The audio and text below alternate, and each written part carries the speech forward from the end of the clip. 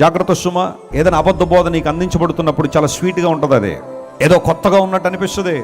అరే ఇప్పటిదాకా మనం వినలేదన్నట్టు అనిపిస్తుంది. చాలా జాగ్రత్త. ప్రతి ఆత్మను నమ్మక, ప్రతి ఆత్మను దేవుడు ఏం చేయమన్నాడు? పరీక్షించమన్న. టెస్ట్ ఎవ్రీ స్పిరిట్ అని దేవుని వాక్యంలో రాయబడి. ఏ బోధ నీకు అందించబడుతుంటే అన్నీ దేవుని వాక్యాలు కాదు. యూట్యూబ్లో వచ్చిన తర్వాత, సోషల్ మీడియా వచ్చిన తర్వాత స్పీకర్ల పేరు వినేవాళ్ళ కన్నా ప్రతిదీ వాక్యం అని చెప్పి నువ్వు వింటా ఉంటే ఆఖరికి నీ ఆధ్యాత్మిక జీవితాన్ని కలుషితం చేసేస్తాయి ఆ మాటలు.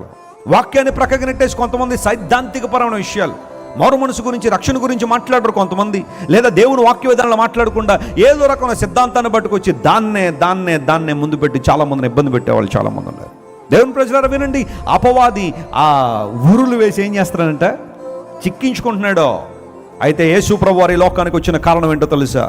నా దేవుడు మనుషులను ప్రేమించి మనుషులను రక్షించాలని నిర్ణయించుకున్న దేవుడు పరలోకంలో ఉండుట విడిచిపెట్టకూడని భాగ్యం ఎంచుకొనక దాసుని స్వరూపం ధరించి శిలువ మరణం పొందినంతగా నా యేసయ్య తను తగ్గించుకుని మరణం పొందినంతగా విధేయత చూపించిన వాడై ఆయన ఈ లోకాన్ని దిగి వచ్చి 33.5 సంవత్సరాలు నీ కోసం నా కోసం భూమి మీద సంచరించి ఉంచాల్సిన ప్రతి మాదిరి మన కోసం ఉంచి అన్యాయపు తీర్పు తీర్చబడి శిలువ మీద యేసు ప్రభు ఎందుకు మరణించారో తెలుసా?